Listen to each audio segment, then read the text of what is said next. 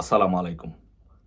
আজকে প্রথমে বক্তব্য শুরুতেই শ্রদ্ধা নিবেদন করে জাতির জনক বঙ্গবন্ধু শেখ মুজিবুর রহমান ও তার পরিবারের প্রতি শ্রদ্ধা নিবেদন করে আজকের কথা বলা শুরু করতে চাই। আজকে আমরা দেখলাম যে আগামীকালকে 15ই আগস্ট। আজকে রাতে আমি দেখলাম যে বিএনপি ছাত্রদল যুবদল সহ বিএনপির নেতাকর্মীরা ধানমন্ডি 32 নাম্বার ঘিরে রেখেছে এবং সেখানে মিছিল করছে, উল্লাস করছে। আমি আজকে বিএনপির ভাইদের কাছে, তারেক রহমান সহ বিএনপির সিনিয়র নেতৃবৃন্দের কাছে আমি একটি প্রশ্ন করতে চাই। যে প্রশ্নটি হচ্ছে যে আপনারা আজকে যে কাজটি করছেন, আপনারা কি ভবিষ্যতে জিয়াউর রহমানের মাজার ভাঙ্গার জন্য, জিয়াউর রহমানের মাজার গুড়িয়ে দেওয়ার জন্য যেই সব কারণ দরকার সেই কারণগুলো আপনারা তৈরি করছেন না? শুধু একবার ভেবে দেখেন তো যে আপনারা জিয়া রহমান মাজার ভাঙ্গা যে প্রেসিডেন্ট সেটা আপনারা তৈরি করে যাচ্ছেন কিনা। আজকে আওয়ামী লীগ তো 16 বছর ক্ষমতায় ছিল। আওয়ামী লীগ 16 বছর ক্ষমতায় থাকার সময় আওয়ামী লীগ কি জিয়া রহমানের মাজার ভেঙে দিয়েছে? জিয়া রহমানের মাজার গুড়িয়ে দিয়েছে? দেয় নাই তো। আওয়ামী লীগ তো চাইলে পারতো কিনা? সেই সক্ষমতা ছিল কিনা? অবশ্যই ছিল, কিন্তু আওয়ামী লীগ কিন্তু সেই রাজনীতিটা করে নাই। ইতিহাস মুছে ফেলার রাজনীতি আওয়ামী লীগ করে নাই। প্রতিহিংসার রাজনীতিটা আওয়ামী লীগ এভাবে করেন নাই।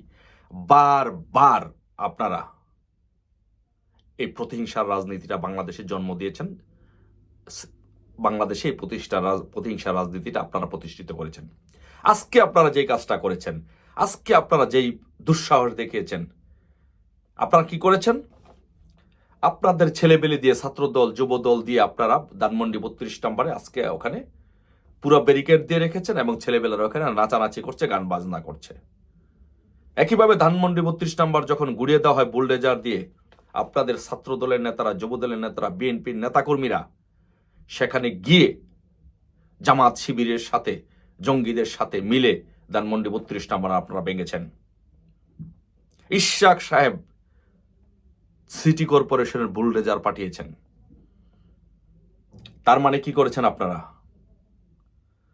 আপনারা জিয়া রহমানের মাজার বাংলে, যদি কোনোদিন জিয়া রহমান মাজার ভেঙে গুড়িয়ে কোনো কিছু ওইখানে যদি নির্মাণ করা হয়, তাহলে আপনারা এর জন্য কোনো জবাব দেওয়ার কোনো ভাষা আপনাদের থাকবে না। আপনারা টু শব্দটুকু করতে পারবেন না, কারণ আপনারা সেই রাস্তাটা খুলে দিয়েছেন, প্রতিহিংসার রাজনীতির রাস্তাটা। মনে রাখবেন, 96 সালের 15ই ফেব্রুয়ারি নির্বাচন যদি না করতেন, ধানমন্ডির মাগুরার নির্বাচন যদি না করতেন, মিরপুরের নির্বাচন যদি না করতেন, মাগুরার নির্বাচন যদি না করতেন, তাহলে বাংলাদেশের রাজনীতির প্রতিহিংসার রাজনীতিরা চালু হতো না। 15ই আগস্ট যদি বঙ্গবন্ধুকে হত্যা না করতেন, তাহলে বাংলাদেশে প্রতিহিংসার রাজনীতি চালু হতো না। 21শে আগস্টে গ্রেনেড হামলা করে যদি বঙ্গবন্ধু কন্যাকে মেরে ফেলার চেষ্টা না করতেন, তাহলে বাংলাদেশে এই প্রতিহিংসার রাজনীতি চালু হতো না। KM হাসানকে বয়স বাড়িয়ে বিচারপতি করার, প্রধান উপদেষ্টা করার জন্য যদি জোর জবরদস্তি না করতেন, তাহলে নির্বাচন নিয়ে বাংলাদেশে এই ব্যবস্থা তৈরি হতো না।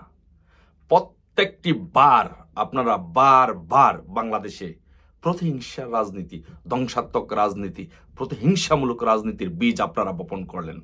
আজকেও আপনারা এই প্রতিহিংসার রাজনীতি বীজ আপনারা বপন করলেন। বঙ্গবন্ধুর বাড়ি গুড়িয়ে দিলেন।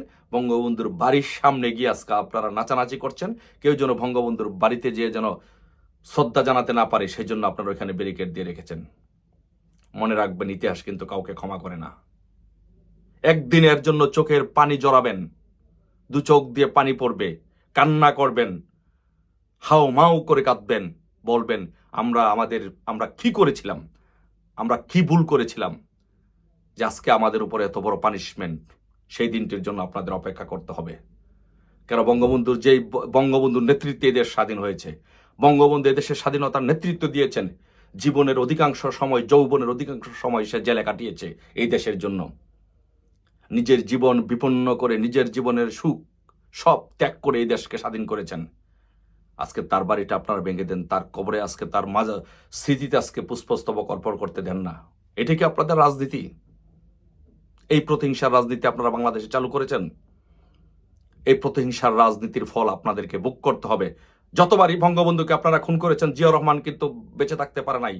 বঙ্গবন্ধুকে আপনারা যেই ভাবে খুন করেছেন, জিয়াউর রহমান ঠিক একইভাবে খুন হয়েছে। আওয়ামী লীগের উপরে যতবার নির্যাতন করেছেন, ততবার সেই নির্যাতনের ফল আপনাদেরকে ভোগ করতে হয়েছে। 21 আগস্টে গ্রেনেড হামলা মেরে বঙ্গবন্ধু কন্যা শেখ হাসিনাকে হত্যা করতে চেয়েছেন। তারেক রহমান, আপনি কত বছর যাবৎ জেলের বিদেশের মাটিতে আছেন, বাংলাদেশে যেতে পারেন না, সেটা আপনাকে খেয়াল করতে হবে।